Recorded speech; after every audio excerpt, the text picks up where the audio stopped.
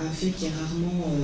souligné, c'est que la majorité des migrations dans le monde dans lequel nous vivons, elles concernent le Sud et qu'elles ont lieu des pays du Sud vers d'autres pays du Sud.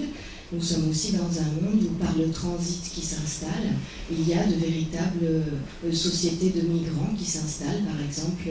dans des pays, notamment ceux du Maghreb, où les pays européens, les États européens ont externalisé l'asile. Et quand on s'intéresse à ces trajectoires migratoires, en tout cas ce que les travaux de sciences sociales